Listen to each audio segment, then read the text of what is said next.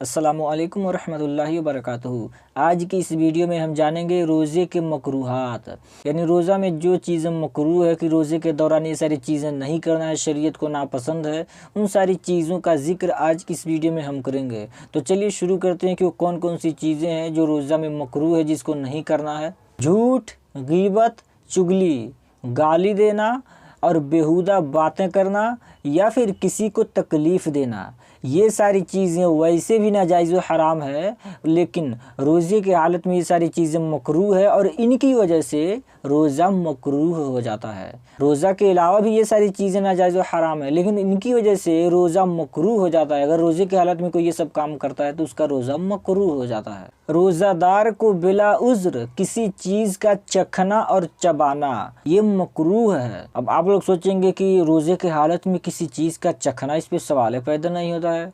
तो देखिए, चखने का उज़्र है, रोज़े की हालत में चखने का हुक्म है। किसी चीज़ को आदमी चख सकता है उसका मज़ा मालूम करने के लिए, लेकिन इसमें उज़्र होना चाहिए। और किसी चीज़ को चबा सकता है, लेकिन इसका भी उज़्र होना चाहिए।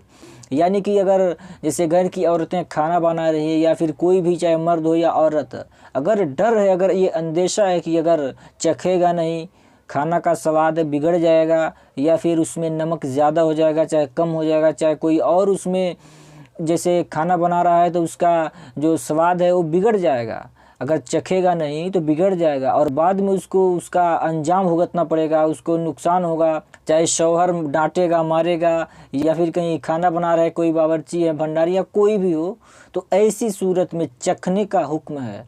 कैसे चखेगा? ज़बान पे रख के उसका मज़ा मालूम कर लेगा, बाद में अच्छे तरीके से कुल्ली कर देगा। ये चखने का हुक्म है, लेकिन उज़्र का होना ज़रूरी है। अगर कोई उज़्र है ही नहीं, अगर नहीं चखेगा तो ना कोई बोलेगा, ना कोई डांटेगा, ना कोई ख़तरा, ना कोई अंदेशा। ऐसी सूरत में चखना मकरूह है। अब चबाने का मसला समझ लीजिए। चबाने का यानी कि अगर घर में कोई छोटा बच्चा है और कोई खाने वाली कोई ऐसी नरम ग़िज़ा नहीं है कि उसको खाने के लिए दी जाए, या फिर कोई ऐसी चीज़ है कि उसको चबा के देगा तभी बच्चा खाएगा, और घर में कोई चबाने वाला दूसरा है नहीं। जैसे कुछ लोग होते हैं जो रोज़े से नहीं होते हैं किसी वजह से, या फिर छोटे बच्चे होते हैं जो थोड़ा अक्लमंद होते हैं जो चबा के दे सकते हैं बिल्कुल छोटे मासूम बच्चे को, तो ऐसा घर में कोई है ही नहीं। तो ऐसी सूरत में कोई खाने वाली चीज़ बच्चे को चबा करके, ज़बान से चबा करके दे देना चाहिए, जैसे उसमें कोई हर्ज नहीं है। लेकिन अगर घर में कोई मौजूद है जो चबा के दे सकता है, रोज़े से नहीं है, कोई उज़्र है या फिर कोई बच्चा है, तो ऐसी सूरत में चाहिए कि पहले उनको बोले कि वो चबा के दे, उनको खिलाने के लिए। तो ये सारी चीज़ें हैं रोज़े के अंदर, ये सारी चीज़ें मकरूह है। चखना और चबाना, अगर उज़्र है तो कोई दिक्कत नहीं है, बिला उज़्र मकरूह है।